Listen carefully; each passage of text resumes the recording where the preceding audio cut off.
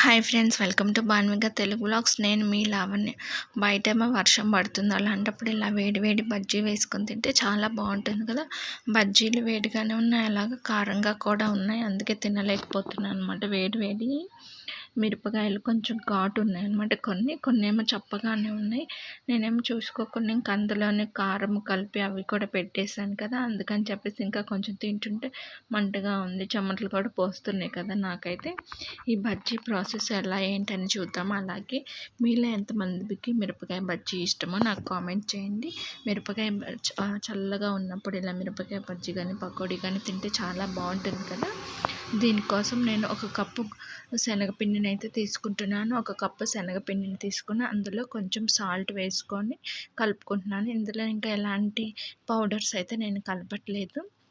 అలాగే సోడా ఉప్పు కూడా వేయలేదనమాట. సోడా ఉప్పు వేస్తే బాగా పొంగుతాయి, కానీ ఆయిల్ పీల్చుకుంటాయేమో అని వేయలేదు.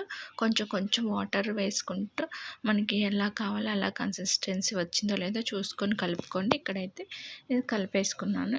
మిర్చిలో పెట్టడానికి స్టఫ్ అయితే ఒక స్పూన్ వాము తీసుకున్నాను. ఈ వాముని కొంచెం చేతుల్లో వేసుకొని నలుపుకున్నాము. ఇందులోనే ఒక స్పూన్ శనగపిండి కూడా కలుపుకుంటున్నాను. మా చిన్నప్పటి నుంచి ఇంట్లో అయితే ఇలానే చేస్తారనమాట. అందుకని నేను కూడా ఇదే ప్రాసెస్లో చేశాను. చూడండి, బజ్జీ మిర్చి అయితే ఒక డజన్ తీసుకున్నాను. వీటిని ఇట్లాగా మధ్యలోకి చాకు పెట్టి కట్ చేసుకుని లోపల ఉన్న విత్తనాలు అయితే తీసేసుకుందాము. విత్తనాలు తీసుకున్న తర్వాత వాము శనగపిండి ఉంది కదా, అదైతే ఇట్లాగా స్టఫింగ్ లాగా పెట్టుకుంటున్నాను. అలాగే మొత్తం మిర్చికి కూడా పెట్టేసుకున్నాను. మిర్చి అంతా స్టఫింగ్ పెట్టుకున్న తర్వాత ఇవి పక్కన పెట్టేసుకుందాము. లోపల మనము బజ్జీ రెడీ అయిన తర్వాత ఉల్లిపాయ పెట్టుకుని తింటే బాగుంటుంది కదా. అందుకని ఒక ఉల్లిపాయని అయితే కట్ చేసుకున్నాను. ఇందులో కొంచెం కొత్తిమీర కూడా కట్ చేసుకున్నాను. మీకు కావాలంటే క్యారెట్ తురుము అవి కూడా యాడ్ చేసుకోవచ్చు. నేను ఇక్కడ అవి ఏమీ యాడ్ చేయట్లేదు. ఉల్లిపాయ కొత్తిమీర మాత్రమే యూజ్ చేస్తున్నాను. అందులోనే కొంచెము ఉప్పు అలాగే కొంచెం కారం కలుపుకుంటున్నాను అనమాట. ఇది తర్వాత ఉల్లిపాయలు పెట్టుకుని తింటే టేస్ట్ అయితే చాలా బాగుంటుంది కదా బజ్జీలోకి. ఇంకా బజ్జీలు అయితే తయారు చేసుకుందాము.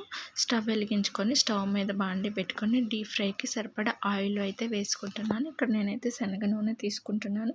చాలామంది పామ్ ఆయిల్ వాడతారు, ఎందుకంటే బాగా పొంగుతాయి, బాగా వస్తాయని. చూడండి, బజ్జీలను ఒక్కొక్కటిగా ఎలా వేసుకుంటున్నాను.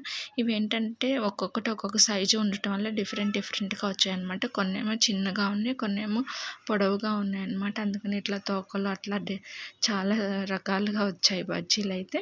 ఇట్లాగా గోల్డెన్ కలర్లోకి వచ్చిన తర్వాత తీసుకుందాము. ఒక వాయి అయిపోయిన తర్వాత మిగతా మిర్చిని కూడా ఇట్లా వేసుకుందాము. ఇలా రెండు సార్లు వేసుకొని వేయించుకున్న తర్వాత వీటిని ఎలా స్టఫింగ్ చేసుకోవాలి ఏంటో చూద్దాము. టేస్ట్ అయితే బాగున్నాయి, కాకపోతే ఎక్కువ పొంగలేదన్నమాట. సోడా ఉప్పు వేయలేదు కదా. చూడండి, బజ్జీ అయితే రెడీ అయిపోయింది. ఇప్పుడు వీటిని చాకుతోటి మధ్యలో ఘాటు పెట్టుకున్నాము. ఇలా ఘాటు పెట్టుకున్న తర్వాత మనం ముందే కలిపి పెట్టుకున్నాం కదా ఉల్లిపాయ కొత్తిమీర అవన్నీ, ఆ మిశ్రమం అయితే ఇందులో పెట్టుకొని తిందాము. మనం కొంచెం లైట్గా నిమ్మకాయ కూడా పిండుకుంటే టేస్ట్ అయితే చాలా బాగుంటుంది అనమాట.